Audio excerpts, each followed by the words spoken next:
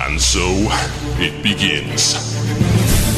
Dark were the skies and chill was the wind as the land was covered in a veil of malice. Across the hill did ride a dread army of the night, cloaked in mist and fog, prepared to rain down death and destruction upon the land. And the people did crowd for a savior, a noble soul to save them from their impending demise. Just as it seemed all was lost, in strode a mighty hero, clad in shivering metal from head to toe. Wielding a terrible broadsword, he did cleave his foes in two, smashing their ranks asunder with righteous fury. And when the day was done and the enemy strewn across the fields in pieces, the people did turn to the warrior and say, "We shall name this day in your honor. Speak unto us your wisdom." The warrior said one word that day: epic.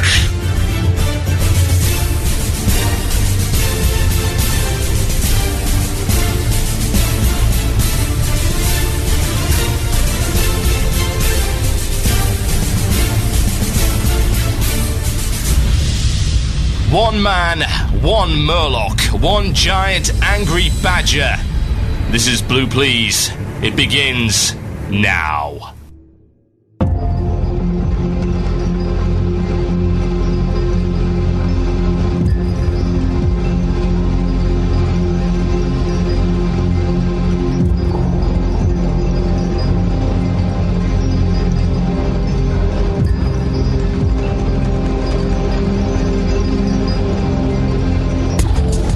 Yes, indeed, folks. Welcome to Blue Please here on WoW Radio with myself, TotalBiscuit. The date today is the 9th of October, 2009. It is 8 p.m. BST. It is 3 p.m. Eastern Standard Time. In other times, it is other places. In other places, it's probably other times as well. Might make more sense. I don't care. It sounds good. It's sort of like words, but not really words. It's the sounds of words. You know they're there. You know they look like words. They smell like words. They sound like words, but they're not really words because they don't really make any sense. And if you want some rough interpretation of what that's like, just listen to any political speech. Pretty much the same thing, just lots of words, no real substance to it. My name is TotalBiscuit, this is Blue Please here on WoW Radio, WCRadio.com. What have I got coming up for you in the show today? Wondrous, wondrous things, the likes of which you have never seen! Ah, wonderful. Well, some of it is, some of it isn't. Some of it's quite negative. There's a shocker. Guys! Okay, let me just make this clear. It's gotta be said. It has to be said at the end of the day. Over 9,000 play the ring idiot.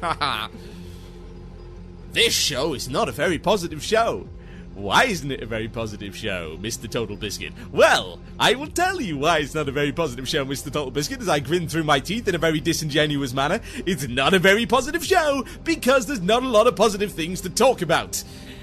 If you want a positive show, you might want to tell the people responsible for that to start doing stuff that doesn't suck horribly. Then you will get the positive show. Oh yes, you'll get the celebration. It'll be wondrous. It'll be a thing to remember. It's happened before. There are episodes where I've been very positive. When positive things have happened. It should speak volumes that the majority of my episodes are negative. Call it as I see it, folks. So we had 2 forum posts. Not 1, but 2 forum posts that disclaimed, or indeed proclaimed, possibly both, their displeasure for last week's show 101, which they said, oh, it's very negative. Oh, no. Yeah, it's very negative, you know. Well, yes, it was rather negative, wasn't it? Is that going to change? Yeah, probably not. There's a lot of nasty things that have to be said today. There's some positive as well. But, you know, not really my responsibility, to be honest. It's not my responsibility to put out a positive show when all I see are negative things. That would be lying. That would, in fact, be irresponsible and dishonest, one would imagine. Do you want irresponsible and dishonest? I can do that, if you want. I can learn for the best. I can look at WoW.com. Whatever you want. If that's what you want, I'll do it for you. But it won't be called Blue Please, that I can guarantee you. Right. First thing is first. You may be aware, you certainly should be aware, I've played the song on the show enough, that there was a wonderfully talented young lady by the name of Fatty, at least that's how she likes to call herself in the interwebs, who created a song called Nerdcore. And it was very good. And it won by a significant margin our WoW Idol 2009 contest. It also happened to win the BlizzCon Song Contest, the edited no sweary version, which is not quite as good as the non-edited, very, very sweary version. I prefer that one, but hey, it was all good. Obvious talent there, lots of talent. So, this person happened to move house. I believe she now lives in Brooklyn.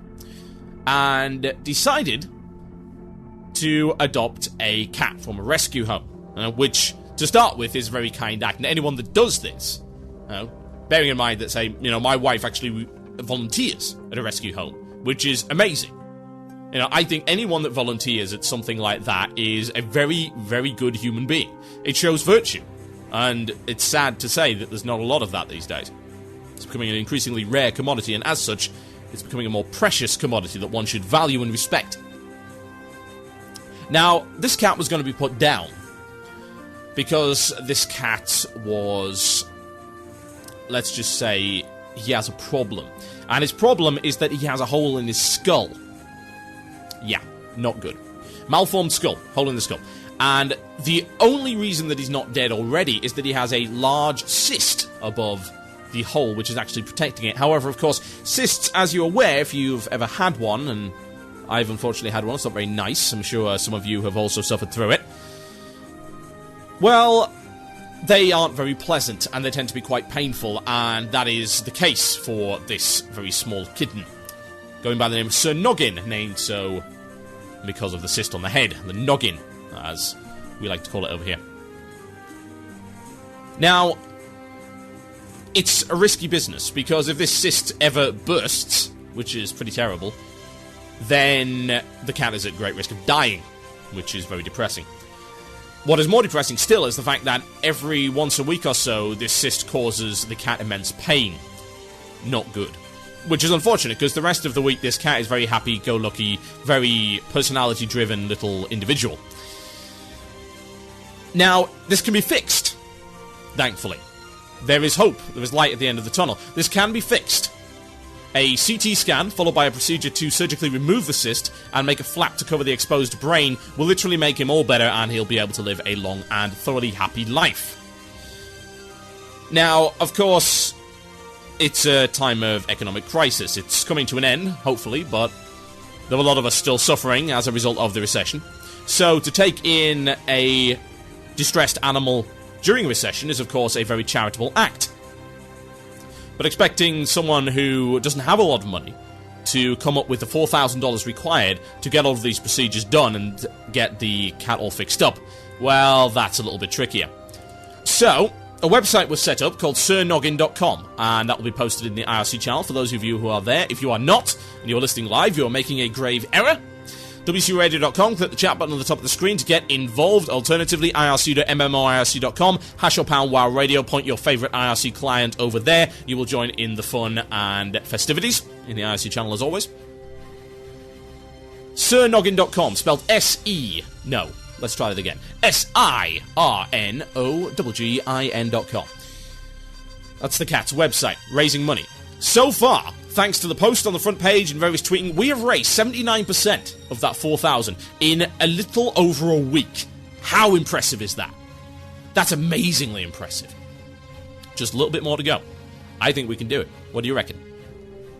So, if you've got a PayPal account, maybe got a little bit spare change, every little helps, literally. We've just got to raise, like, another, 1,100 out of the 4,000? Think about it. Think of how many listeners this show gets. Think about those of you with PayPal accounts, maybe have a couple of dollars lying around. Think about what that could do. It seems relatively minor in comparison to a lot of crazy things that are going on in the world these days to go and try and save a cat, of all things. After all, it's just an animal, right? Well, it's the act in and of itself that matters. It's not the recipient of said act. It's possible to care about every charity in the world, but I wouldn't expect you to have much of a life beyond that. It's possible to get upset about absolutely everything wrong that goes on in the world, but again, I wouldn't expect you to have much of a life as a result of that. The act of saving a small animal might seem inconsequential, but what it shows to me is that despite all of the negativity that goes on this show, and all of the things that I say about idiots and morons and blithering imbeciles, that the majority of the human race is actually good, intelligent people, very compassionate people who are willing to go out of their way to help someone else out and save a little creature, regardless of the fact that, hey, everyone's hurting for money right now. And I would challenge all of you to go, if you haven't already, maybe just wait till after the show or music break, go and watch the video that's on SirNoggin.com, and I would challenge you to get to the end without crying, because I failed on that one. I'll happily admit that. I'm a sucker for animals, what can I say? So go do it. We're so close. Actually, looking at it now, we only need just over $800. That's nothing. Think of the number, think of the thousands upon thousands of people that listen to the show. Think about how easy it would be. Think about how happy it would make someone. It's as simple as that. Right, well, that's the positive stuff out of the way. We'll be doing the mailbag after the break. I've got something else I want to talk about, and this is not going to be pleasant. So, you might be aware that for a little while we've been on the official Blizzard fansite list, and we had to battle quite a bit to get on there. For what reason, I do not know. I cannot fathom. Unfortunately, we're now not on the Blizzard official fansite list, and the reason that we were given for that is that there was the occasional gold ad and guide ad cropping up on our website. Now, of course, we have Google Ads. Anyone who's used Google Ads before knows that they're extremely difficult to filter. However, we did our very best to do so. And it's not like we would be the first site to have that. We've seen many on the official fansite list who have had ads like that before, while Wiki continues to, and yet still remains on there, for whatever reason. And so we've been removed as a result of that. At least that's their rationale and their reasoning. Now, I'd like to ask Blizzard Entertainment, just to start with, how exactly it expects high-bandwidth fan sites like ourselves to actually survive without having Google Ads at this point. Because good luck getting anyone else to advertise with you during a recession. Good luck. That's really tricky.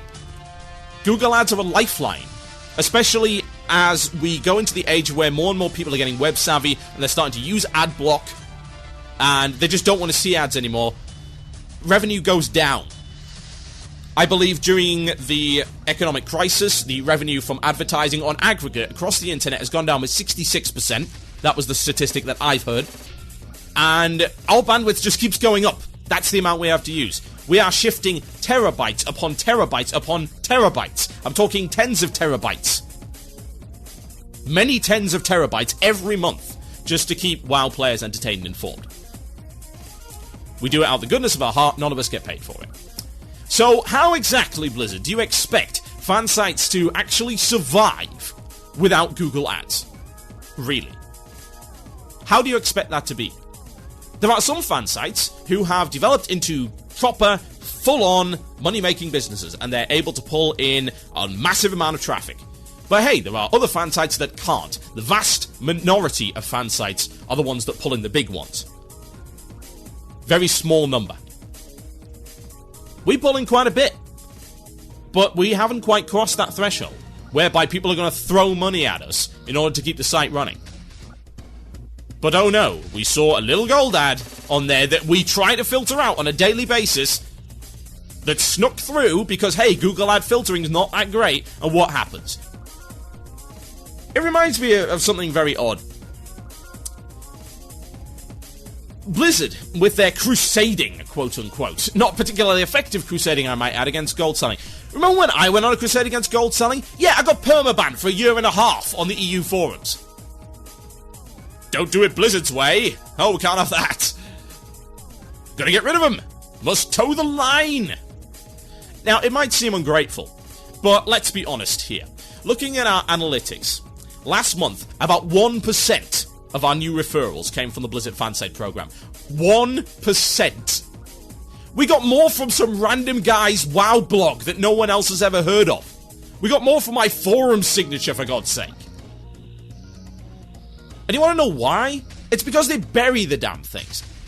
I'm going to freely admit, I made a mistake in trying to get us on the fansite list. I did. I really did. Because back in the day, when Blizzard actually needed fansites, they would be good to them. They don't need them anymore. They know this. However, they've got people willing to dote on them hand and foot for whatever godforsaken reason. Lord knows. I couldn't figure it out. I'm still trying to figure out why exactly we towed the line for so long. What do we get? Basically nothing. Terrible referrals, the occasional worthless competition prize. Here's a mug and some grunty cards. Great, that's pieces of plastic. Want an interview? Oh no, sorry, can't have that. We have our own official podcast for that, which is usually about 18 minutes long, and is banally dull. For God's sake, did you hear their first episode? Absolutely appalling production quality. You want to know how they improved it? Because I emailed them telling them how. And did they implement everything? Absolutely. Did they thank me on the show? No. Look at the nonsense. They can't promote a fan site worth a damn. Look at their Twitter feed, for God's sake. Look at the noise that comes out on that. You know what the first time they've ever promoted a fan site on that Twitter feed of theirs since it started up has been? Yeah, today, promoting the fact that they've replaced us with the Instance. And what about all those other podcasts? At least when they had us on the fan site program, they were promoting multiple podcasts and the hard work of people. And you know for a fact that I don't like many other WoW podcasts. I've never lied about that. I'm fine with that. Hey, it's called having taste. Personal taste. Subjective taste. Some people like the Instance, some people don't. I'm not going to bash the Instance. The Instance is a well-produced show. You know, but when I say congratulations for getting on the fan site list, it's like, well, okay, yeah, you managed to get on the fan site list because they kicked us off. And you're not going to benefit at all. They are useless at promoting fan sites. And they don't seem to realise just how much value fan sites bring to this damn community. For them, it's all take, and no give. When was the last time you saw an interview on a fan site? Exactly. So, you know what? I feel liberated. Thank you, Blizzard, for kicking us off the fan site list. Now I don't have to toe the line for your nonsense anymore. Oh yeah, and thanks for BlizzCon 2009, thanks for BlizzCon 2005, and thanks for the year and a half's worth of blacklisting and snobbery, because you didn't have the balls to come out and tell us what was wrong. You corporate cowards. I'll be right back after this, folks. These are two amazing tracks that, of course, no one is going to hear because Blizzard won't tell anyone about them. They just want to show fan art and comics and say stupid bloody things across their Twitter feed. It's like it's aimed at 8-year-olds. This, on the other hand, is talent. Daryl Brewer, Brew Guy, one of the best WoW-related musicians I've ever heard. He might not get promotion from Blizzard, but he's damn well going to get promotion from me. And who matters more? With your 1% referrals. Who matters more? That's right. 2 remixes. Sonic the Hedgehog music. Chemical Plant Zone, followed by Green Hill. I'll be right back after this, folks. Enjoy.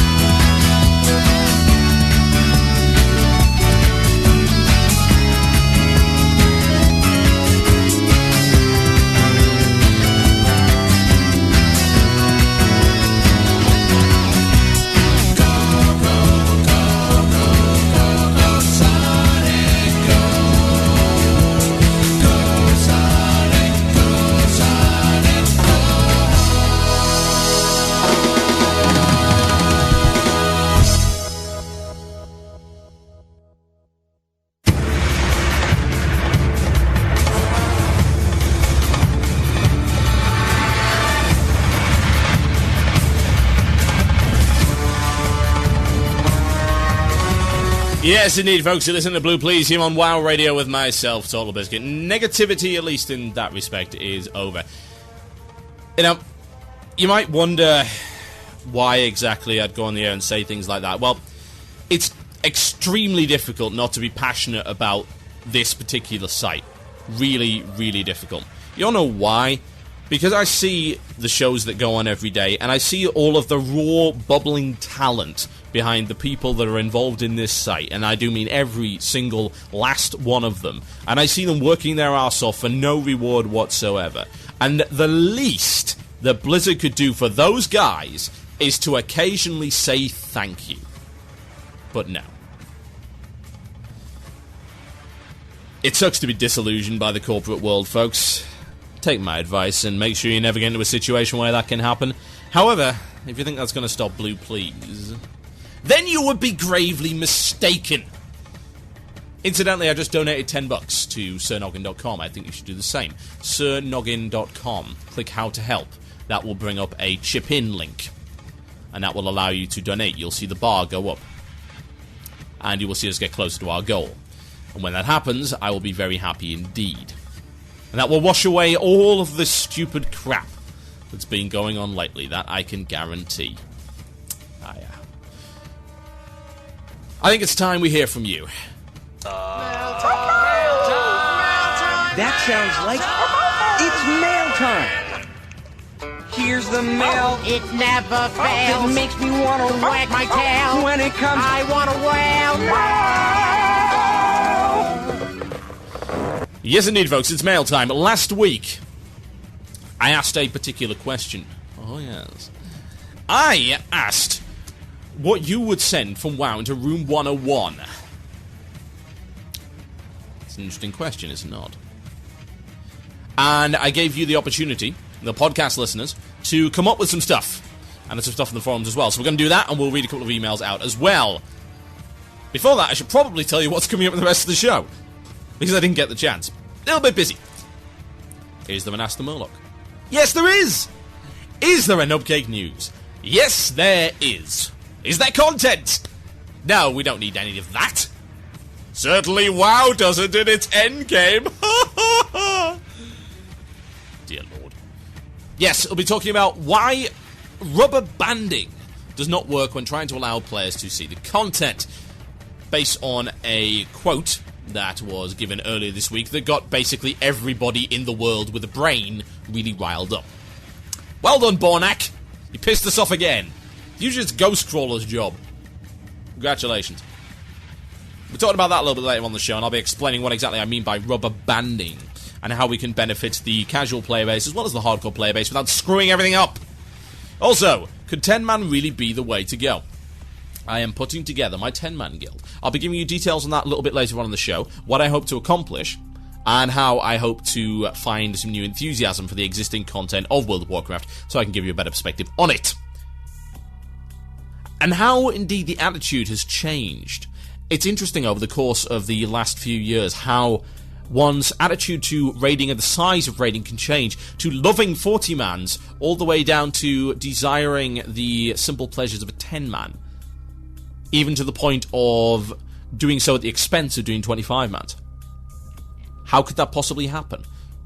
We'll see a little bit later on. And of course, your chance to contribute to the show. It is the illusion of choice! Shattering your illusions of choice here on Blue Please, WCRadio.com. I just love saying that. It sounds awesome. You get the chance to email the show, folks. TheMurloc@gmail.com. That is TheMurloc@gmail.com. There is no K in Murloc. You send it there, you're an idiot. TheMurloc@gmail.com with your choice of topic for the last 15 or so minutes of the show. I'll pick the best one, I'll ignore the rest. Right, Room 101. What would you toss into Room 101? And I am offering a prize, folks. Yes, indeed. Two prizes. Let's try that again. Two prizes, in fact. They're not very expensive. I don't have a lot of money, unfortunately. Maybe one day I will, and I'll be able to give out some amazing prizes. However, in the meantime, I am offering you not one, but two choices of games from Direct to Drive's 5-year anniversary sale. There are lots of very good ones. And the best thing, I can send you something from the US one or the UK one. Oh, yeah. You'll get a choice of 2. I will send them to you, no charge. There are many good games, including Command & Conquer Red Alert 3, World in Conflict Gold Edition, Supreme Commander Gold, Chronicles Riddick, Dark Athena, many other good titles on there. Bioshock for $5, very good. You'll get a choice of 2, depending on the best Room 101 that I pick. Right, first one is first, as opposed to second one being second. Hey TB, if I could toss anything from WoW to Room 101, it would have to be the repetitive questing. Go here, talk to him, grab 10 apples, rinse and repeat. Do we look like a goddamn errand boy? While I'm at the door, let's toss that idiot hunter from your Onyxia raid in as well. Keep the good work, that's from Aces. Yeah, repetitive quest, that I would really like to go. One thing I would like to put into Room 101, and this is from... Is that G-Lodge? Or is that the guild? No. No You is his name. One thing I'd like to put into Room 101, the Activision marketing men that slowly but surely drag the game into a cesspool of how much crap I can shove down your throat without you noticing. Interesting. Yeah, obviously there's a wall of text here that I could read, but I'm not going to do that. The general point being that some people believe that Activision is responsible for all of the bad changes in WoW lately. I don't think so, honestly. I think Blizzard can do a good enough job of screwing it up themselves. Right, here's the problem I think a lot of people have. People believe Blizzard to be infallible because they've released so many good games. Cool, yeah, they have. They really have. But that doesn't mean they're immune to making mistakes. Now, Blizzard obviously wants as many people playing their game as humanly possible, and if they believe that dumbing the game down is going to do that for them, then that's what they're going to do. Simple as that. That's a decision they will make, and they're not going to think twice about it. Activision doesn't have to pressure them into doing that. Now, I heard, at least this was back in the day when the merger first happened, that Activision basically has absolutely no control over Blizzard. It's like, Blizzard does what Blizzard wants to do. They're enshrined, they're infallible. Sacred Cow shall not be interfered with by the Activision marketing department or anyone else for that matter. Entirely possible. I can understand that some people would think that's not the case. There is much circumstantial evidence to suggest, but there is nothing concrete. Oh no, nothing concrete whatsoever. So, I am going to err on the side of caution for the time being, and just say, hey, Blizzard can make mistakes too. Don't go blaming Activision where Activision may not be at fault. Activision makes tons of mistakes and is rapidly, if not already, becoming the most evil publisher on the planet. But Blizzard are capable of screwing up too. Don't view them as infallible. Don't blame them in the same way that people used to blame Vivendi for the mistakes of Valve. Not gonna happen. What else we got? Hey, TV, this is one Pope Awesome, also known as Volcarin. And he came up with 2. I will read both. He wants to throw into Room 101 whoever invented Gear Score, both the add-on and WoW heroes. It serves only to reinforce the current gear equals skill culture in the game, and a way for lazy raid leaders to attach a semi-arbitrary number to people rather than judging them by actual merit and skill. Yeah. Understandable. It's sort of a common problem, especially in terms of people running random pug heroics. It's like, you require full tier 9.75 in order to do the 5-man frigging Colosseum instance. Yeah, no you don't. Also, here's the other one. All the people that re-rolled prop pallies when 3.2 came along, I went from level 1 to 60 protection back in 2.1 before the spec could actually do damage, and uphill both ways in the snow. And an improved Blizzard. So all you pally come latelys, get off my E-lawn and stop rolling on my gear. Shakes fist angrily. That's good. That's from Valkyrie. Well done. Right, what else have we got? Please do not read this on the air. What? What's the point of emailing me then? Fine, I'm gonna read someone else's then. See if I care. This is from Salty Wovely Cuddles of Chamber of Aspects EU. That's the worst thing ever. That's the worst thing to ever happen. That eclipses entirely the whole Blizzard fansite program thing. Seriously, Blizzard, you're off the hook. This guy has got my ire more. Salty Wovely Cuddles. Bleh. / vomit. He says this. You know what I want removed from WoW and shoved it in Room 101 even? Stats. All of them. Or at least 90% of them. We overgear all the content. before it's even been released. My guild cleared up to Yogi 10 man back in 3.1 in Nax 10 gear, and a few bits and bobs that dropped along the way in Ulduar 10. It was a challenge, it was actually fun. We went back in 3.2 with an old gift wrap 226 gear and cleared the place, and let me tell you, it was boring. So that's my suggestion. Remove most of the stats off the gear we got, because deliberately undergearing for a raid will actually provide a challenge. Yeah. Or, of course, Blizzard can make the content harder, but that's just silly. I don't know why I even mentioned it. I must have had a mild stroke or something. Yes, quite. Yeah, I've got a problem with that as well. Ulduar sucks when you overgear it. Anything sucks when you overgear it. There's got to be a challenge. But again, it comes down to making the game challenging enough. You know, the example, all you need to do is look at the new Onyxia. Does Deep Breath kill you? No. Then the entire encounter is pointless. That's the main mechanic of the encounter, it doesn't kill you. The main mechanic of Hygen doesn't kill you. Who the hell can fail to get the safety dance? You're gonna get hit 3+ times without any heals in order to actually die in there. It's nonsense. Insta-kill mechanics that can easily be avoided actually matter. And there are some in Ulduar, like the missiles, for instance, from Mr. Mimiron. Or the spinning assault cannon thing, the spin-up. That's an insta-kill. There's a few others. Awesome. Nax, on the other hand, a joke. You'd have thought they'd have learned from Ulduar and made Onyxia have the insta-kill mechanic. For God's sake, the insta-kill mechanics went blinking vanilla. It's not like you even had to change anything. Blinking disgrace. That's huge, but I'll try and cut it down on the fly, because I have the skills. This is from Gindi, level 80 Troll Wrestler Shaman on Storm Rage US, and he says this. Hey TB, long-time podcast listener, first-time writer. Hi. I believe that Blizzard's Wrath of the Lich King game philosophy is, in its entirety, belongs in Rune 101. Bring the player, not the class. Yeah, bring the player, not the class is nonsense. They don't seem to realise it's an RPG. It's bring the player and the class, Blizz. It's the combination of the two. It's the synergy between the player and the class. You can't say bring the player, not the class, because otherwise you might as well not have classes to begin with. You homogenise it and you make it so that people have less sense of identity within the game. If they don't identify with their character, and they don't have this unique sense of identity, it's like, I am proud to perform this role. I am the best damn toilet cleaner in the instance, whatever. As long as they have an identity and they can take pride in their job, that's fine. You can't take pride in your job when everyone else can do it. You lose your sense of identity. You feel homogenized. Not good. Of course, it's got other stuff as well there, but I'm not going to read all of that because I do not have time. I'd like to put the honor system into Room 101, and if possible, bring back the person that made cock-blocking counters that made guilds work for their reward. No, there are certain cock-blocking counters you really don't want back. Bugged Veil Straz would be one of them. Bugged Cthulhu. Ugh. You don't want that, trust me. That's from Known Lot, Mike. But yeah, I understand. I put the honor system into Room 101.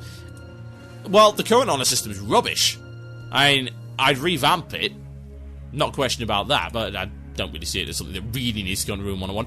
Here's one from Nerd Raging Tank Sergeant Squish of Bloodhoof US. He says this: what I would throw into Room 101 is Blizzard's solution to making the game easier for idiots by making tank threat huge and giving too many classes too many powerful threat reduction abilities. DPS should be penalised for being idiots, tanks should be penalised for not being able to do their job, and the healers, well, healers shouldn't have to deal with healing idiot DPS who can still manage to bug the aggro of the tank. Lord, that's terrible. I've never seen that happen, but it was close to happening in Onyxia, because like, oh, it has a threat reduction mechanic, but it's okay, guys. It's been softened up, it's been chewed in Blizzard's mouth and regurgitated for you little chicks to eat in Wrath of the Lich King. God, why? One more, folks, and then I shall announce the winner. Yes, sir.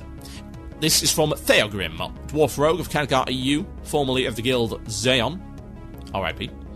If I could only send one thing from WoW to the clogged bowels of Room 101, it would be General Vezak's Searing Flames ability. Since Blizzard changed it so he could cast it less erratically, Vezak chaincasts this spell whenever it's available and it's not locked out by player spells. This makes Rogues the only class that can interrupt in a 2-man rotation, given that Kick is the only interrupt that locks out spellcasting for 5 seconds with a 10-second cooldown.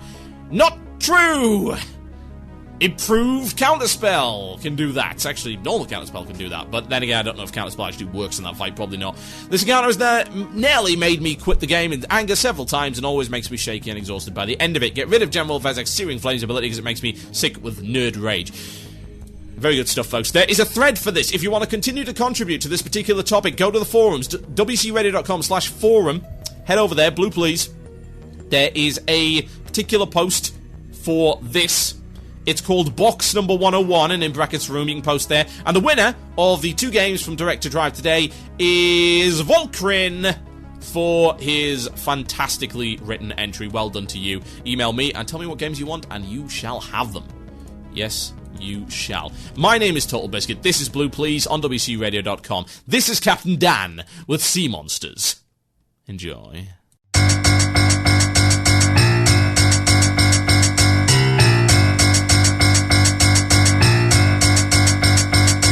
You hear stories of monsters in the waters, the endless counts of horrific manslaughter. Sailors tell tales of beasts on the sea. What they don't tell you is that the worst one is me.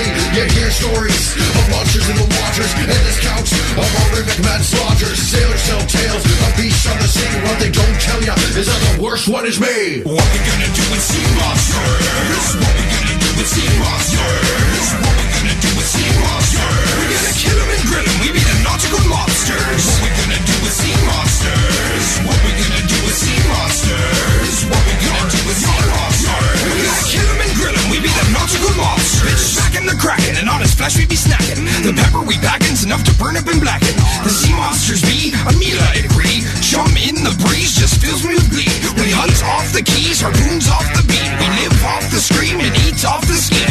A feast for me party, this is buffet for me hearties. On a water safari, giant squid calamari. Leviathan chowder and monster crab cakes. Our guns filled with powder blow up serpent snakes. Kirby mates be the bait, there will be no debate.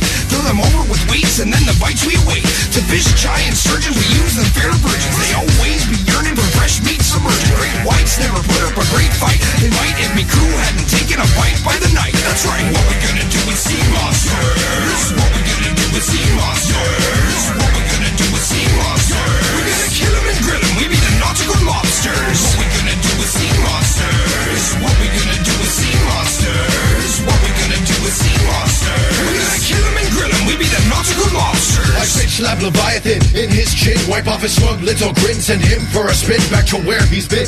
He tried to win, but his eye is thin like the Kraken, who I tore limb from limb, from limb from limb. On a whim, snapped him like a Slim Jim, much to his chagrin. What's a has-been? Chases blood with gin. Sea monsters just can't win. I've made giant squid on endangered species. Skyla, please, I killed her with these. Sea monsters freeze when they see me on the seas. When it comes to slaying them, I've got the expertise. I'm the greatest terror in all the ocean. Move over Tiamat, this is your demotion. I skin the Yakumama and turn it to lotion. My rhymes keep the ocean in motion. What we gonna do with sea monsters? What we gonna do with sea monsters? What we gonna do with sea monsters? We're gonna kill them and grill them. We be the nautical lobsters. What we gonna do with sea monsters? What we gonna do with sea monsters? What we gonna do with sea monsters? We're gonna kill them and grill them. We be the nautical lobsters. You hear stories of monsters in the waters, endless counts of horrific manslaughter. Sailors tell tales of beasts on the sea. What they don't tell you is that the worst one is me. You hear stories of monsters in the waters, endless counts of horrific manslaughter. Sailors tell tales of beasts on the sea. What they don't tell you is that the worst one is me. What we gonna do with sea monsters? What we gonna do with sea monsters? What we gonna do with sea monsters? We're gonna kill them and grill them. We be the nautical lobsters. What we gonna do with sea monsters? What we gonna do with sea monsters? What we gonna do with sea monsters? We're gonna kill them and grill them. We be the nautical lobsters.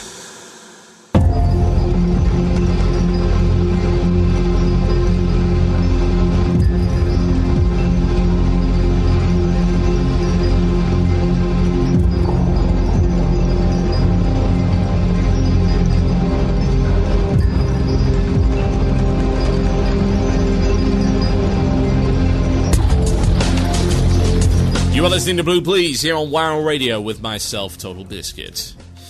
Oh, it wouldn't be a show without Blizzard doing something stupid. I imagine some of you tire of this.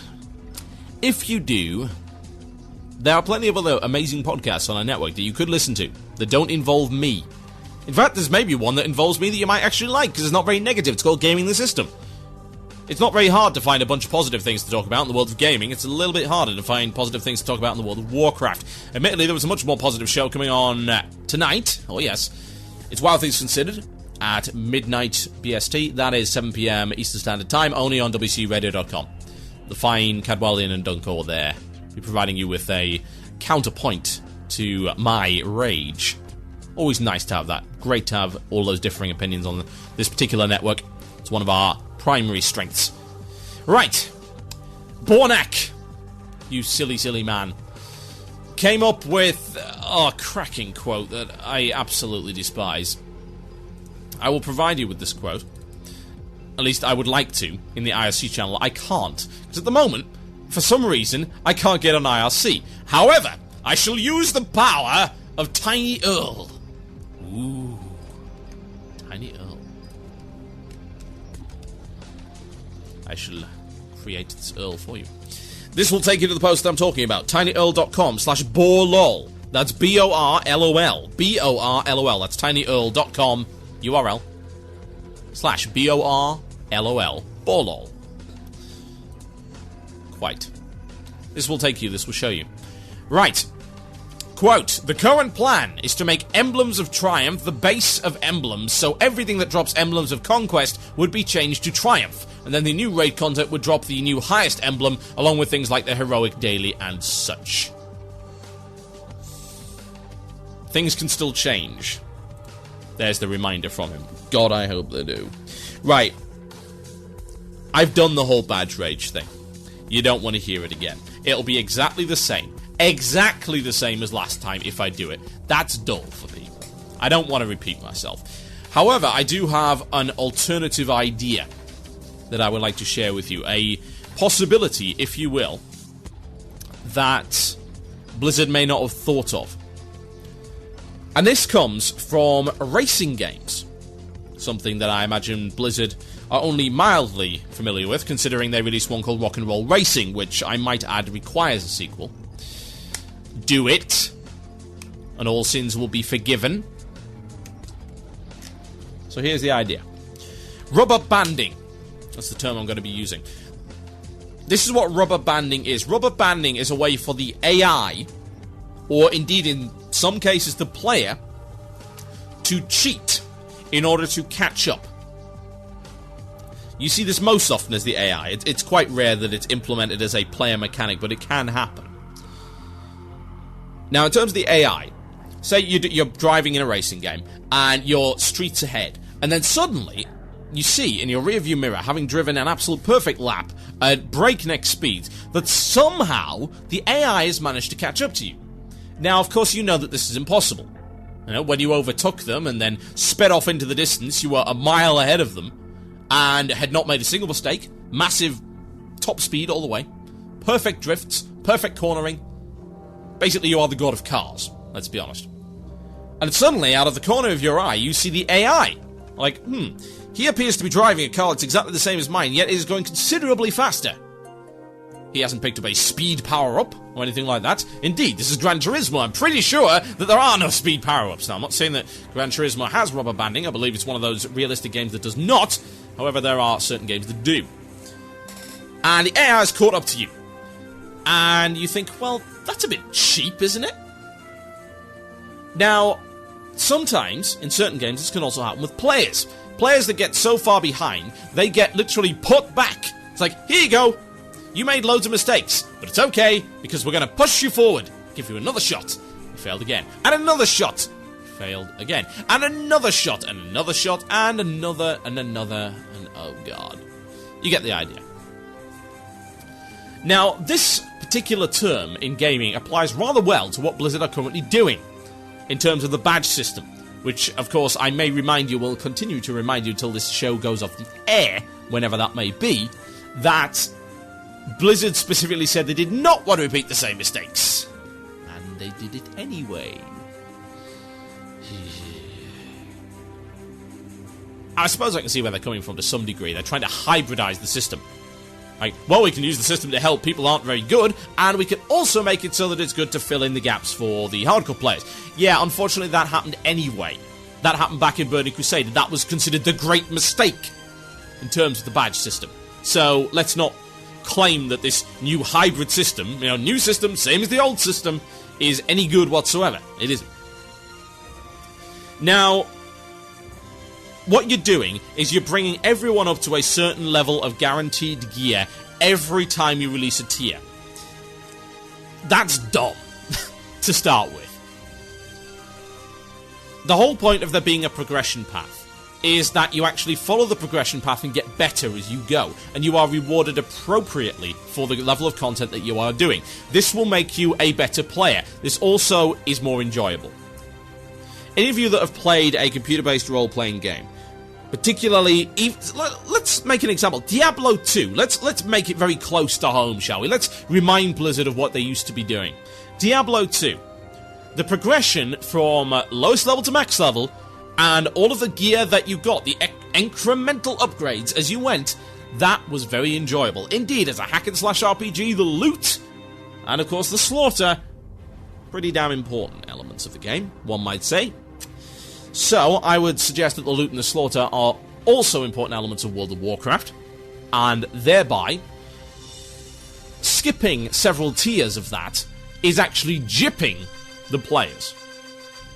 Now you might say, but TotalBiscuit, of course these players could just go and do this content and get the 7.5, then the 8.5.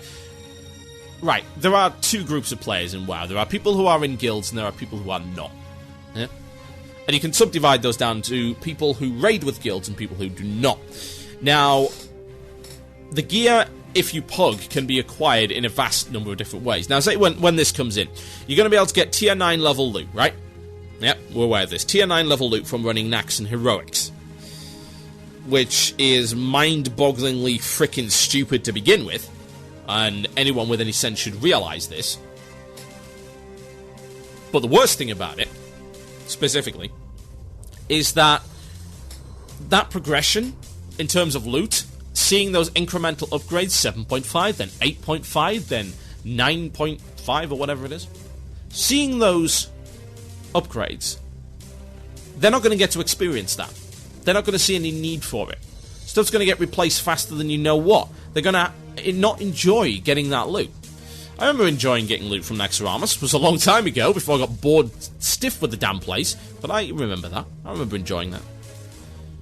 I remember getting my 7.5, stuff like that. So, when half of the loot, possibly even more so, is outdated and useless inside the instance, and the only reason you're going there is for badges, it's going to be a lot more boring. Getting badges is nowhere near as interesting as getting a good drop. Nowhere near. It's like getting a coupon. What would you prefer? Honestly, when you open your presents at Christmas, do you prefer getting a cool gift that you wanted, or do you prefer getting a coupon that could be spent on that? Do you prefer getting a gift voucher? I'm sure some people actually do like gift vouchers, but as a staunch traditionalist in the area of gift-giving at Christmas, I am a firm believer in getting actual physical objects under that damn tree. So, if I were just to get a bunch of gift vouchers, I would be disappointed. Yes, sure, it gives me choice, but it's only really the illusion of choice. I've got to buy the same kind of things with it anyway, aren't I? You know, oh, there's a couple of pieces of gear I could get. Oh, look, all of this choice. Well, there's not really. There's like a couple of pieces. I've really got to get this stuff anyway. It's not really a choice. I just sort of choose the order that I get it in. That's not exciting. Getting a cool sword drop is exciting. Always has been. Was in Diablo. Is here. Is in any other game. In terms of MMOs. Getting a good drop in any RPG is a good thing. It's exciting and fun. So when you skip out a couple of those tiers, then that kind of sucks. Now, you can argue that you are encouraging players to see the content by giving them a reason to go back to old instances. Right. Pro tip, Blizz. Look at your own instances. Go and look at Nax for me. Go on have a look. Tell me how long it takes for a group to get through Nax 25. Now tell me how long it takes for that same group or maybe even, of course, the top 5 players from that group to do enough heroics to get the same number of badges. I can tell you, it takes longer to run Nax than it takes to get those badges. And Nax is infinitesimally more dull. These days it really is. So, where do you think they're going to go? Let's be honest. Where exactly do you think they're going to go to get that gear? And if you think that all of these puggies are suddenly going to go back and enjoy the content, you're sadly mistaken. They're not going to go and see Sarth with Drakes. They're going to go see Malagos. They're going to go anywhere other than VOA to get their free gear. The problem is, when you allow players to acquire gear in the shortest possible way, they will do it. There are some people who will go to any lengths in terms of doing boring crap in order to get something that looks nice. My good lord, just look at the blinking mammoth users and just all of the rare stuff, the rare mounts and the rare non-combat pets. These have no practical purpose. People spend ages, laborious, dull, repetitive tasks in order to get them. They're not enjoying the content, they just want the end result. And that's what you encourage in terms of raiding gear when you give it to them. Why do you think they took the path of least resistance when getting arena gear was the easiest way to get good gear? They didn't necessarily enjoy doing it, but they did it anyway because they want the shinies.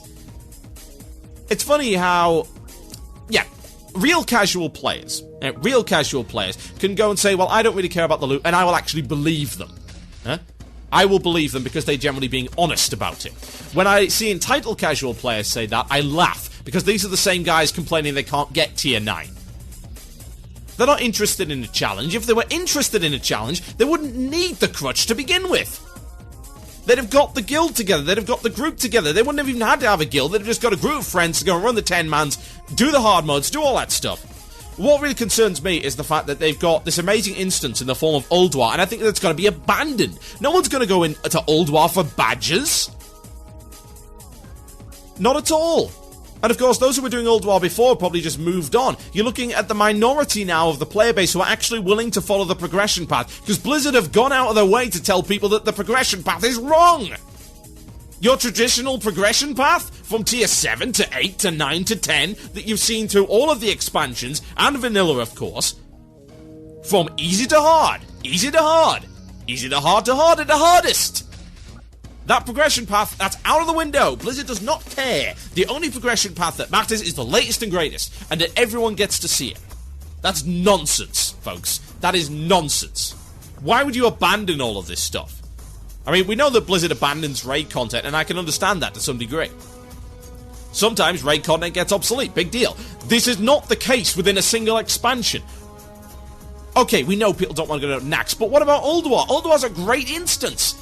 Shame you didn't manage to follow that one up with something good in terms of your awful Colosseum thing. Hopefully Ice Crown will be better. Maybe it's just the even-numbered instances that are coming out that don't suck these days. Maybe that's the design philosophy. Comes in twos, folks. Odd even, odd even. Bad good, bad good. Certainly hope not. But then again, I certainly, in some respects, hope so, because I want Ice Crown not to suck. So, this whole rubber banding, resetting everyone to a certain level of gear every time, you are literally cheating players out of the really great experience that raiding can provide, that you have provided in spades beforehand. You got all this great stuff, like the 10 to 25 mans, the optional hard modes. All of this great stuff, so why ruin it by resetting everyone's gear and telling them that their progression path is nonsense? Why do that? Why rubber band them back into that position? They won't gain any satisfaction from that, and they certainly won't learn anything. My name is TotalBiscuit, you're listening to Blue Please here on WoW Radio. Do I have an update news for you? Of course. Ladies and gentlemen, of course. I provide. I'll be back after this and a music break to tell you a little bit about my hopes for my 10-man guild. Enjoy.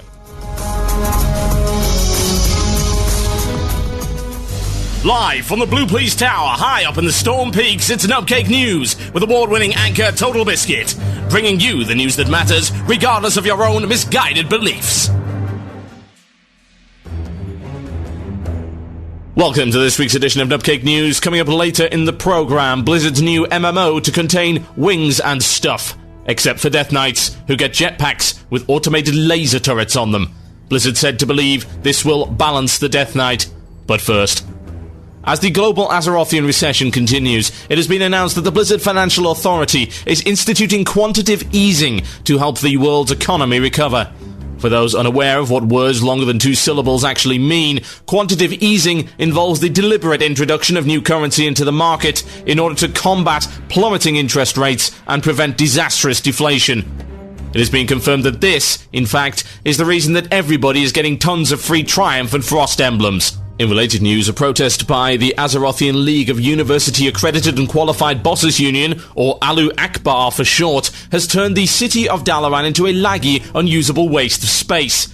Hang on, I'm just being informed that Dalaran was like that anyway, and the protest has in fact merely turned it into a slightly more laggy, unusable waste of space. We'll be able to communicate precisely how laggy and unusable in the form of interactive pie charts and a holographic reporter later in the programme. Alu Akbar has made claims that the recent economic crisis and changing employment dynamics of Azeroth are putting them out of a job. We attempted to speak to Mr. Yogg-Saron Esquire, but his housekeeper Sarah informed us he was dozing. Instead, we contacted his ex-associate, Cthulhu, who we found at the benefits office, drawing his weekly pension. You young whippersnappers have no idea how good you have it. In my day, adventurers had to face up to real bosses. I remember those times. Good old Nefarian down the street used to incinerate entire raids, and not those piddly 10-man things you call raids now. Oh no, a full 40 well-geared players, deep-fried in a nanosecond. And don't get me started on the price of mana strudel these days. Thankfully, we were able to find someone a little more cogent to speak to, a tall fellow by the name of the Prophet Scarum, who claims he saw it all coming. It was only a matter of time, really, with the anti-intellectual crusade in full swing and the rise of those Titan-worshipping creationists. The properly educated and qualified bosses have been pushed to the sidelines. It's a vast right-wing conspiracy designed to appeal to the fearful masses. Feeling decidedly unenlightened at this point, we attempted to speak to Magmadar, K9 Draconic Overlord of the lower caves of Molten Core, who issued the following statement. Woof. It was obvious that someone was impeding our investigation from behind the scenes, but after some intense research, we were able to get in touch with Instructor Vesuvius, former dean at Naxxramas University, now working at a decidedly less prestigious Nax 25 Community College.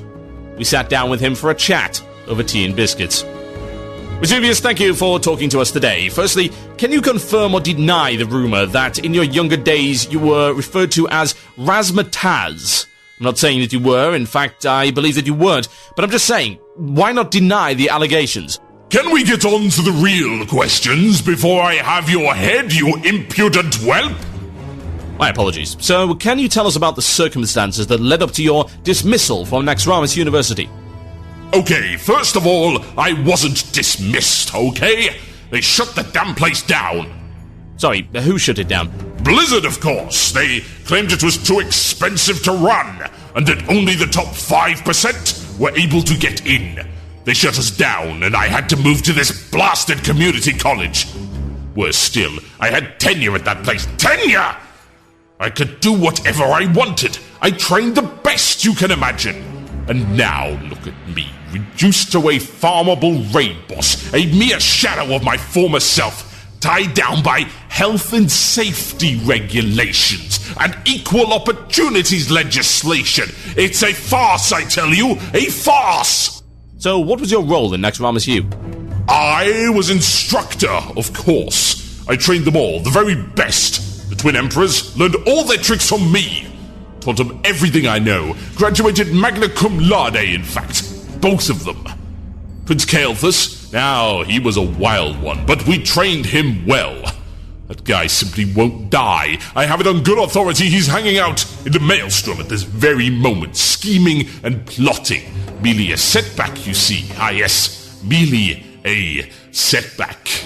Any boss you've ever encountered that's presented you with a challenge before the Bitch King came along and started getting all uppity? Yep, that was my handiwork. This was an academy for the elite.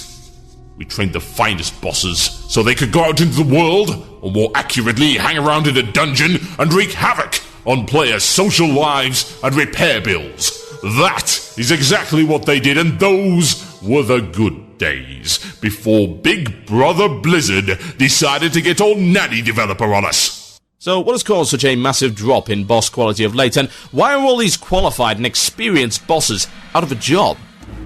Well, the recession hasn't helped matters. Blizzard simply can't afford to hire real bosses anymore.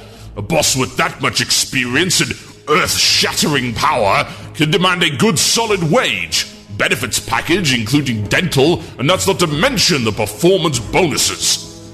I heard old Cthulhu was pulling in 6 figures. Boy, if he wiped the entire raid with a double green beam. Now it's all regulations and fairness, affirmative action for casuals. They hired all these work experience bosses. In my day, you'd never get away with that kind of recruitment. Look at that new place they just knocked together, the Crusaders Colosseum. Things built out of plywood for one thing, and who did they get as a gatekeeper? That's right, Jawmanga worms. 2 bloody Jawmanga worms! They can't even speak English, let alone hold a pen. How did they even sign the contracts? My guess is they're being paid under the table, brown paper bags and all. They're incompetent too, keep getting steamrolled every week by any bloody person, so what bloody use are they? None, that's what. If they keep going down this road, raiders are just going to have to step into an instance and loot a giant chest, and we'll all be out of a job. So, yet another irresponsible protest from the left-wing elite. This reporter is off to polish his free tier 10 and stock up on tinned foodstuffs. This has been Upcake News. Good night. A wonderful piece from Frank Klepacki right here. It's Odd Funk. Taken from his latest album, Infiltrator. Go check it out, frankklepacki.com. Go buy it on iTunes.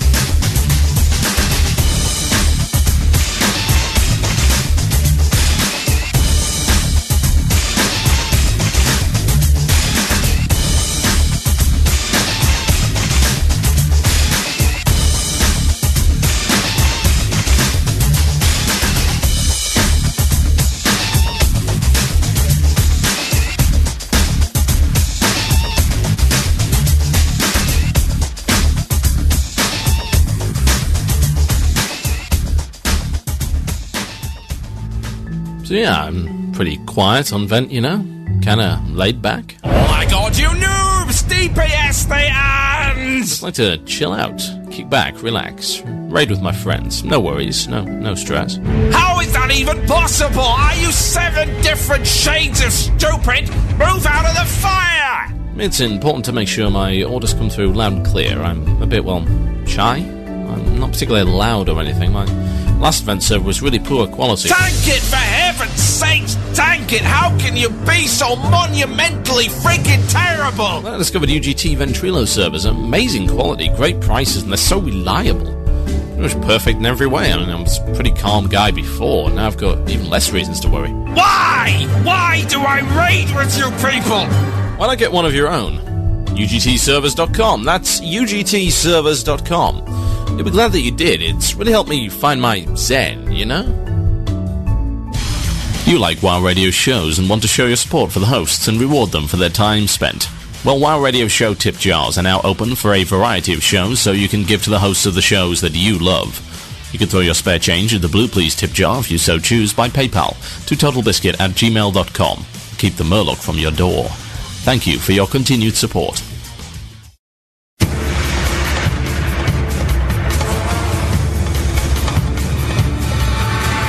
You're listening to Blue Please here on WoW Radio with myself, TotalBiscuit. Are we done yet? No, we are not. Right. I'd like to tell you about something a little bit more positive. I'm going to make a last-ditch effort to try and enjoy this game before I leave it for good, which is going to keep happening if they keep doing stupid things. I'm already playing casually 2 other MMOs, and I could see making either of them sort of a main MMO without too much of a problem, and I certainly wouldn't keep my WoW subscription up if that were to happen. However, people didn't like this WoW show, so I'm going to try and keep doing it and try and maybe bring some enthusiasm back into myself and actually make me play the game again. Now, the way I intend to do this is to do a 10-man guild. But before we do anything, those of you listening live may have noticed that the IRC server's just fallen over. Yes, it has. There's not really a lot I can do about that. I am currently hanging out in the Hash or Pound Machinima channel on QuakeNet. That's irc.quakenet.com, I believe, or net, I can't remember which. If you want to come and join me in there, by all means, please don't spam in there, because it's not my channel. There are various other listeners hanging around there at the moment. Please respect the environment, folks. It's the Machinima channel on QuakeNet. That's where we are for the time being. Yes, I'm already scaring the members of that. It's like, no, don't do that! Don't put them in there! Don't worry, there won't be that many of them. Most people don't know how to operate IRC. They've got our chat client, and then if they don't have that, well, they're sort of lost. It's kind of cute, really. Right. So, yes, 10-man guild. Forums.wcradio.com. Click the Blue Please forum. You'll find the 10-man guild recruitment thread. That should give you a rough outline of what I'm intending to achieve. I would like to tell you a little bit about that. So, 10-man raiding is not something that initially interested me at the start of Wrath of the Lich King. However, I feel that the monotony of Wrath of the Lich King raiding in general has driven me to the point where 10-man raiding is something I'm actually interested in doing. Now, Naxxramas, we know, was boring. And the comment that I've made about Ulduar, which some people would disagree with, but I don't really care because I have a mic and they don't, is the fact that it's too long. And would have been better had they released 2 separate instances, and it would have just given people something more to do, you know? It would have involved a greater change of scenery every week and not a big raid schedule that's clanked full of Ulduar till you die. Ugh. I say, that drove me away from raiding. That's not really all of it, though. The length of Ulduar, which, of course, particularly when there are people running the raid that have absolutely no idea what they're doing in terms of managing a group of people, and don't understand that actually, yes, if you sit there for 6 hours, you're going to get pretty damn tired, and you're not going to focus, and if you don't give me breaks, well, you suck. Basically. They don't understand that that's going to affect people, and it's got to make people screw up. And screwing up in Ulduar, even after the nerfs on certain bosses, is still not really an option. Good. Happy about that. I'll say, I still think Ulduar's a great instance, despite those issues. Now, the screwing up factor is something that did contribute quite significantly to driving me away from raiding in the second instance. Now, the first instance, of course, was during the 6 months on X, I like to call it, which was abysmal. I quit after like a month and a half. I stopped playing. I didn't come back till Old War. Great job, Liz. I played your expansion for a month and a half and got bored. Oh dear. Didn't do so well there, did you? And the second quitting was when we got to Yogg-Saron. And the reason was that I could not stand the combination of the length of the instance and people screwing up. I'm generally a very focused individual, but if I'm in an environment where people are screwing up constantly, I will feel less motivated to perform well. Because Lord knows it doesn't look like everyone else is bothering. So why should I? It demotivates me. I don't like doing the same thing over and over again when we've already got it on farm. I don't mind when I'm doing progression, assuming the same people aren't making the same mistakes over and over again. Then I get annoyed. So, there is a certain attractive quality behind a smaller form guild. Because you can be very selective with the kind of people that you bring with you. And hopefully, you bring along a group of nice, chilled and skilled players that don't make the same mistakes over and over again, that are not annoying on vent, that don't bitch and whine and get involved in drama, and that are there for the same reason that you are, which is progress and achievement. And by achievement, I actually mean achievement. Achieving something, not achievements. There are certain achievements, of course, that will qualify as an actual achievement in terms of WoW difficulty level, and there are some, of course, that do not. I'm sure you can think of what those might be. I'm sure you've done some yourself, accidentally or otherwise. Accidentally doing achievements is always hilarious. Like, oh, I accidentally achieved something that I wasn't aiming for. What? What did I really achieve then? That's the kind of thing I'm interested in. So, I'm going to try and make it happen. Now, I'm creating this guild on Mazrigo Horde EU. And I don't want anyone to transfer yet. I know we've had a lot of people who are interested already, and I haven't talked about it on the show, so I expect quite a few more now. With the faction transfer system in place, you could transfer quite literally any character over there. But of course, it's going to cost you money. So I would ask you not to do so until we have arranged the roster and are absolutely certain about how we're going to go ahead. Now, what I will say to people is that it's a WoW Radio Guild project. You know what happens. I don't really want it to be a WoW Radio Guild project. I mean, there's a number of people that are definitely going to be involved in it who happen to hang around a WoW Radio event but don't really listen to WoW Radio or whatever. It's more of a project for me because I want to enjoy WoW again and I want to share that experience with other people. Like-minded people. And I want to be selective. Which means that a lot of you who apply are not going to get in. And that's no slight on you. It's just there are certain people I think that I will get along with, and there are certain people that I don't. I don't want people applying to this guild because it's like, hey, you get to raid with WoW Radio guys, because that never, ever works. We really do appreciate the enthusiasm and the passion of our fans, but come on. We just want to chill out at the end of the day. We don't want to be spammed. We just want to play like a normal player. Right. So, what is this going to be involving? Well, it's going to be involving hard modes. Lots and lots of hard modes. That's what we're aiming for. You know that progression path? Yes. Yes, you do. The progression path. The Blizzard are doing their damnedest to ruin. Well, I will uphold it. I want this guild to uphold that progression path. I want us to progress with 10-man gear. I want us to progress through the content at a steady pace. And I want us to achieve all we can in terms of hard modes. That means, eventually, I want to do Yogg plus 010. Which is currently, as far as I'm aware, the hardest 10-man hard mode. I want to do S03E49 10. Pretty hard as well. I want to do all of the hard modes in Ulduar 10. I want to do all the hard modes in TOC in 10, and I want to do all the hard modes in the upcoming Ice Crown instance in 10-man mode. Now, some will, of course, say, well, it's not as hard as 25-man. This is true. This is something I have to accept. I'm aware of that, but I'm also aware of the fact that I think I'll have more fun this way. I don't need to be the best of the best. I've never felt that desire, but I have felt the desire to progress and to be good at what I do.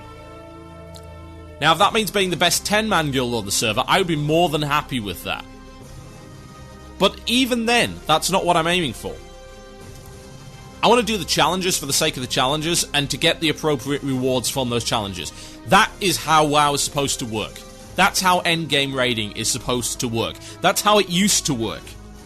When Blizzard lost sight of it somewhere down the line, I think it's the duty of the players when Blizzard will not listen to uphold that ideal and show them that yes, there are some of us who want to do it the proper way. So why don't you cater to us, Blizz? Because we pay just as much as anybody else.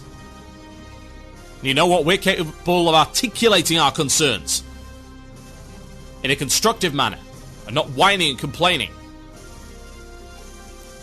So if that sounds good to you, then by all means, come along. Come and talk to us. Come and get involved. And incidentally, I'm getting yelled at by Jen. Our classic guild worked just fine. Yes, it did, for a while.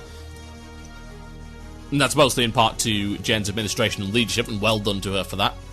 Probably the most successful WoW Radio Guild effort we've ever had.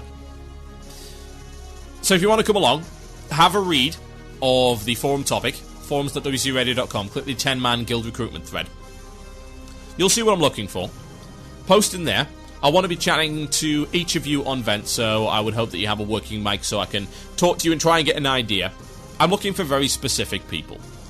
You know, and I'm very sorry if I seem very picky, because, like, hey, you have an annoying voice? Yeah, probably not going to bring you in.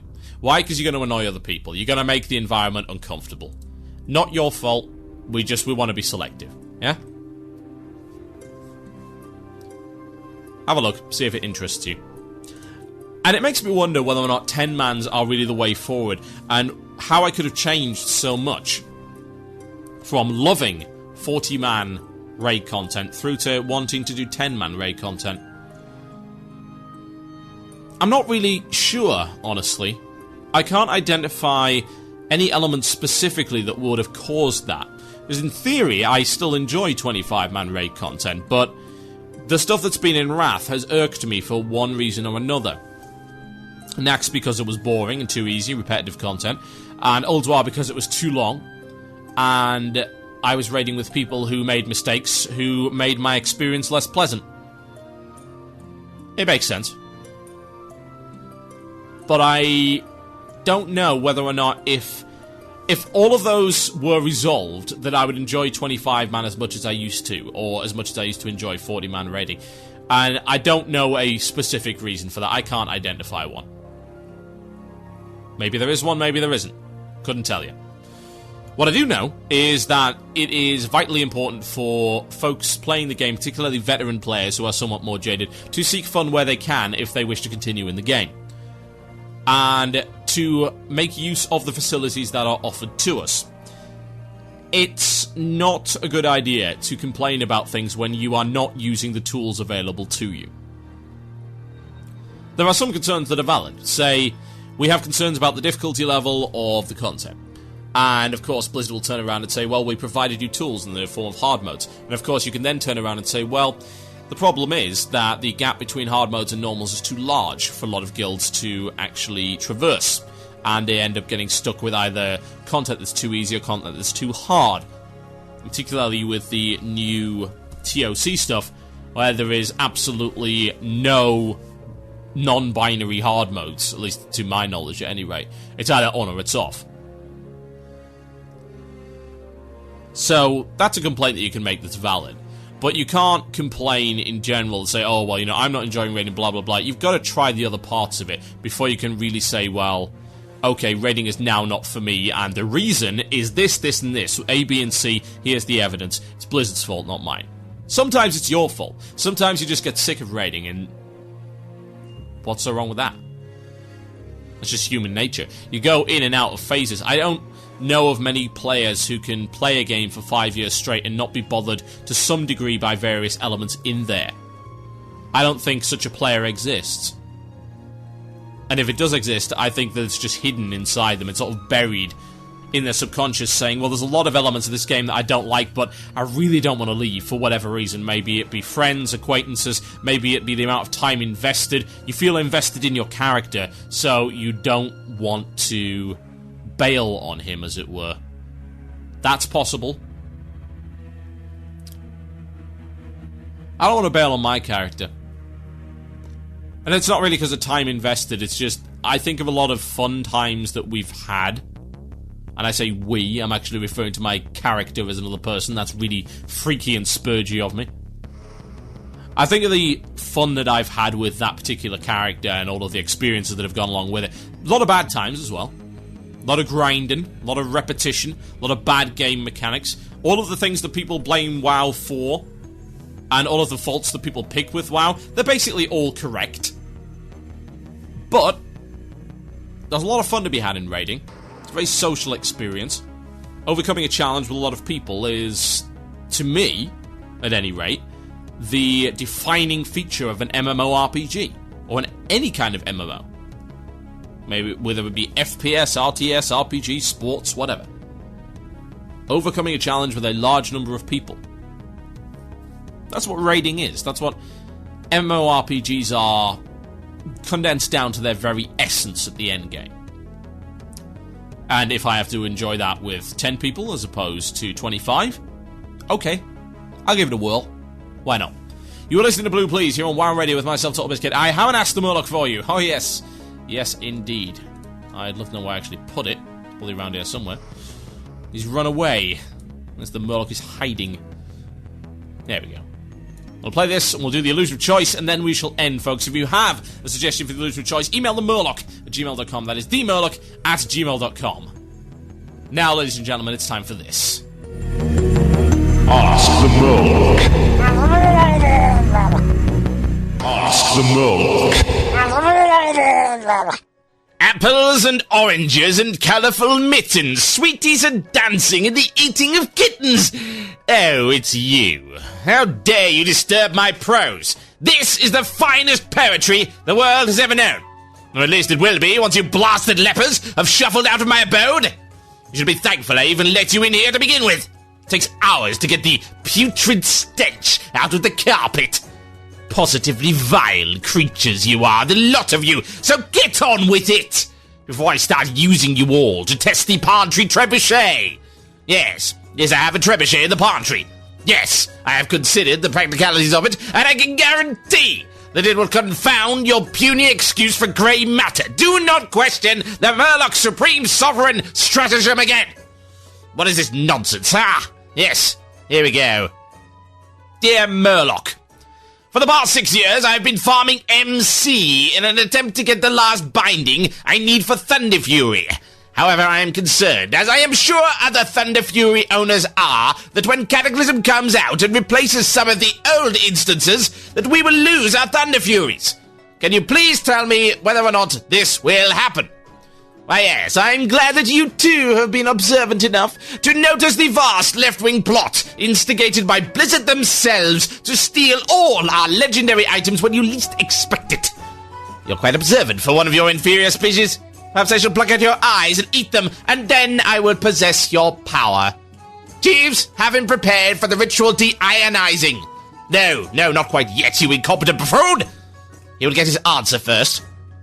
Yes, Blizzard has every intention of taking away your Thunder Fury, in a similar fashion to their heinous scheme to steal all the Atiashes, Tier 3 set pieces, Tier 2 helms, and the Black Karaji battle tanks. However, the Murloc is one step ahead of them, and he had the foresight to steal them all first. I keep them in a huge underground vault, which is also a place that I can guarantee the safety of your legendary items, should the Blizzard Repo Man come a-knocking. Did you know you can also purchase a comprehensive cover plan for your item? Why, yes, it is mandatory, regardless of whether or not you place the item in the vault. Take him away! Next. What is this nonsense? Dear Murloc, I am considering purchasing gold. Is this legal, and do you have any tips as to the best place to get it? Of course. Blizzard absolutely adores those who purchase gold. After all, a rich player is a happy player. There are several things you should bear in mind when purchasing gold. First, buy it from a reputable vendor. I personally recommend SexLeg Industries and NotAKeyloggerHonest.com. Both of these sites provide competitive rates and comprehensive expert customer service. Obviously, you're going to want your gold as quickly as possible, and the best way to do that is to have it transferred directly into your chosen character.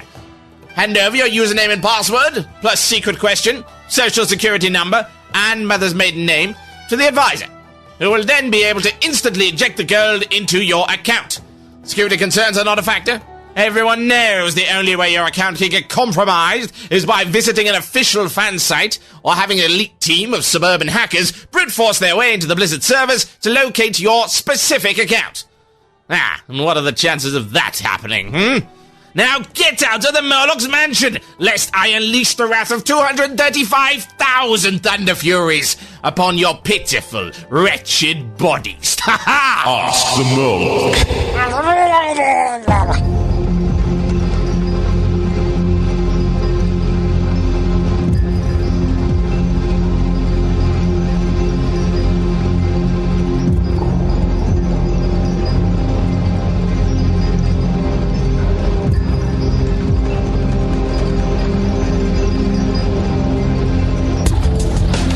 Ladies and gentlemen, it's the illusion of choice!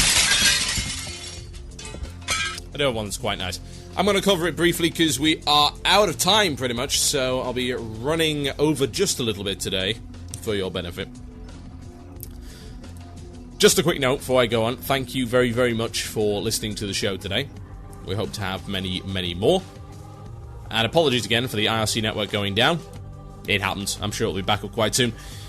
If you wish to leave feedback for the show, my forum is the best place to do. That's forums.wcradio.com. Alternatively, you can leave it on iTunes if you so wish. iTunes reviews are always good, whether positive or negative. I really do not care either way. I would like the feedback. And yes, we did get some negative feedback this week, but that's fine. Just note one thing. Feedback goes both ways. It's not just a toilet wall you can scroll on and then leave. Feedback goes both ways. So if I think your feedback's bad, I'm going to give you feedback on your feedback. Yo, dog. And so forth. Right, quick one here for the illusion of choice. This one comes from Magnus Hester... I don't know what that is. Magnus Hesterveen, I think. Hazy B, just wanted to send a short email about something very sad that bothers me. Back in Vanilla and TBC, we often had people leaving our guilds to join other ones. We had to compete over the different classes and keep the progress going to keep the guild together. I've been in the same guild for 4 years now, and I like it very much. We have survived harsh times and raided much of the Vanilla and TBC content, but now we're facing an issue we cannot handle. Due to boredom and lack of content, in wrath, people are starting to leave the guild due to quitting WoW. We are losing more members every day due to lack of content and stupid instances like Onyxia and Trial of the Crusader. I never thought I'd see the day when my guild would be destroyed due to lack of content. How sad is it? How many guilds I've seen go down for this very reason? It's even happened in TBC and Vanilla. Not as much, admittedly, but it has happened. And I think that Blizzard really needs to look into that. I think, to be honest, there's actually less and less gilded players these days, kind of as a reason for this. The player base is becoming more fragmented. And you can see Blizzard's attempts to try and fix that. Faction transfer. An attempt to fix the population imbalances on certain servers. And, of course, a money grab. Cross-server raiding and grouping. Yet another attempt to fix the lack of cohesive groups on any given server. It's very sad that you should even have to worry about that. You should even have to be concerned. But this is the result. This is what happens when you put out a content of just expansion full of garbage in terms of your content. And it really is.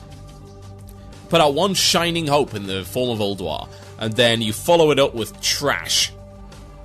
Which is quite ironic, considering the instance in question doesn't actually have any trash in it.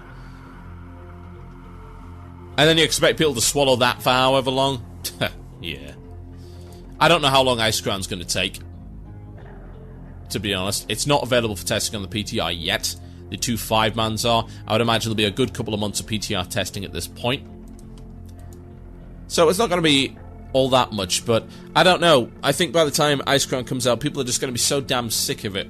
And anyone that wants to follow the proper progression path is going to run into the fact that the Trial of the Crusader is not very good.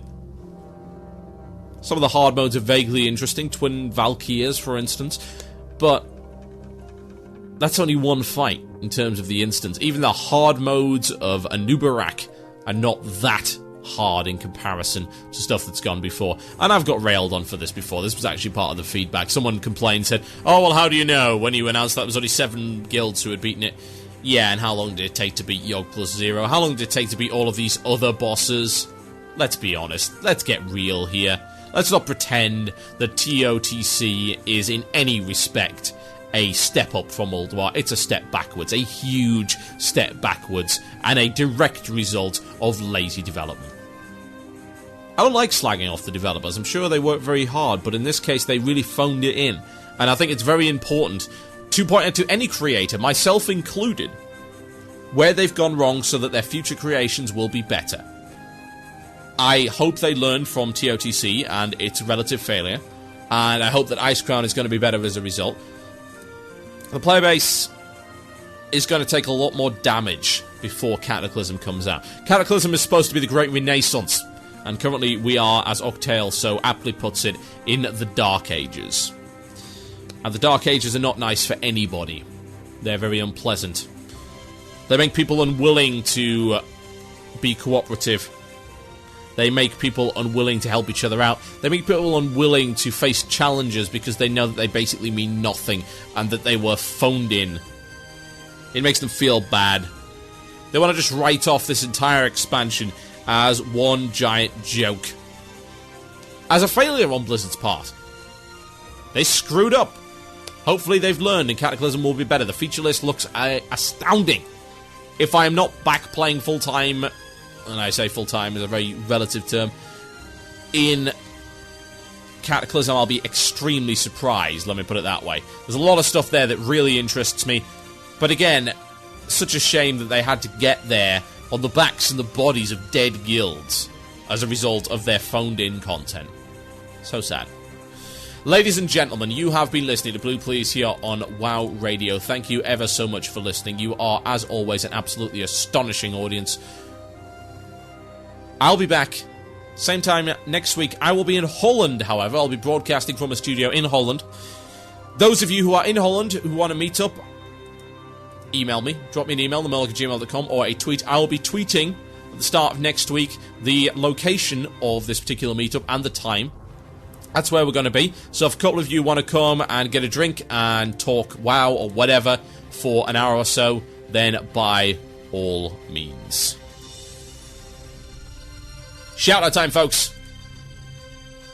Got a couple of minutes. Send your shout-outs to themurloc@gmail.com. That is themurloc@gmail.com. Alternatively, you can tweet me if you wish. Or if you are on QuakeNet, you can also send it via IRC, whichever you prefer. Shout-outs, here we go. Can we get a shout-out to us, Steves and Lupar, for getting around the Netherwing grind again, and hopefully soon getting our epic flying mounts. Yes, he did just say. Epic!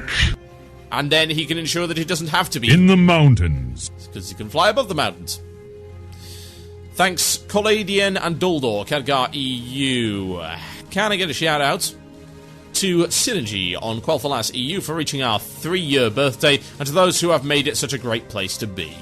Yes, you can. That is from Hornshade. Shout-out requests. Hey TB. Andro, a.k.a. Lamira, a.k.a. Evelilian, what? From Ravenhold EU here. Can I please get a shout-out from me and my guild Aurora's Promise for downing Yogg on 10 yesterday, for the first time as guild, and also for obtaining a full Tier 8 mage set in just 2 weeks. Yes, Tier 8 from the instance, not the silly badge vendor. It may not be much in the current raiding scene, but it's quite a huge feat for myself, for Yogg was a boss I never thought I'd get to experience. Boy, was I wrong, I'm happy for it. That's it, right there. Doesn't matter in the great scheme of things, who cares? You are the great scheme of things. Sod the rest of it. Shout out to the piggy still stuck in the Barrens. Also, F you, because I've started playing Vampire the Masquerade Bloodlines, and every time in the downtown area I expect to hear a voice going, yes folks, this is Total Biscuit. The voice never comes but still plays in my head. That's from Zarathera. That is very, very worrying.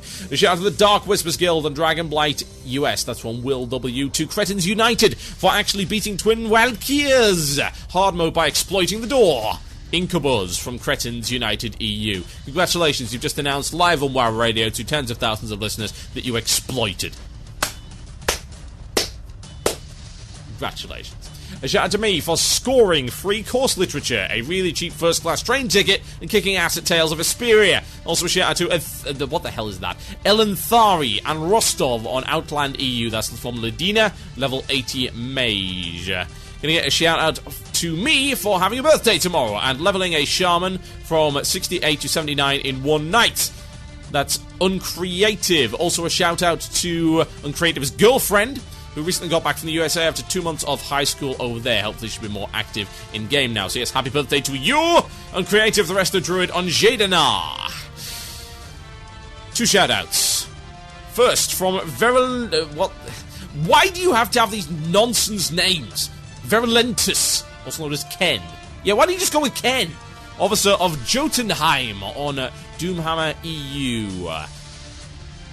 A shout out to Norland, or Nolard, whichever, GM of Jotunheim. And for getting Valinar, the Hammer of the Ancient Kings, yesterday. Congratulations, and a second to Agil Jotunheim for killing 25-man Yogi with 3 keepers for the first time rock on Jotuns.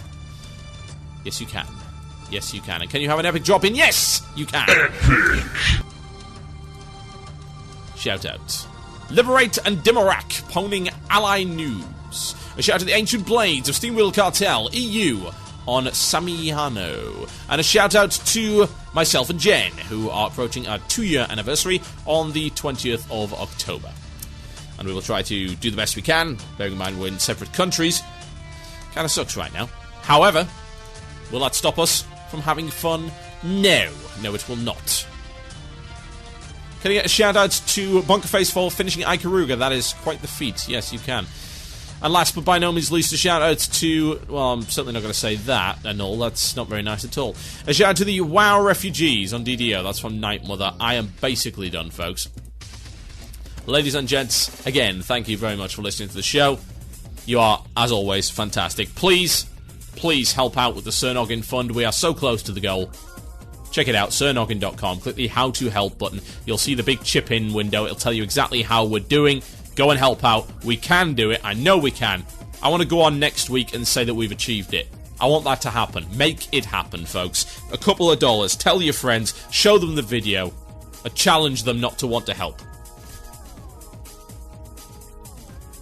Thank you ever so much.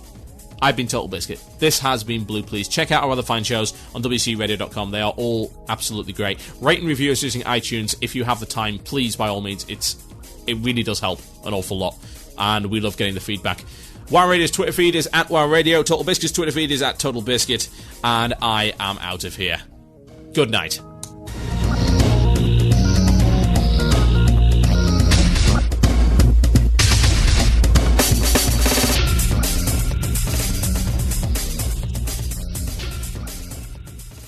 You have been listening to the podcast and archive of Blue Please. You can listen live Fridays, 8 p.m. British Standard Time. That's 3 p.m. EST with a lively musical pre-show kicking off 1 hour beforehand. We appreciate your time. We would like to invite you to be part of our large forum community at forums.wcradio.com.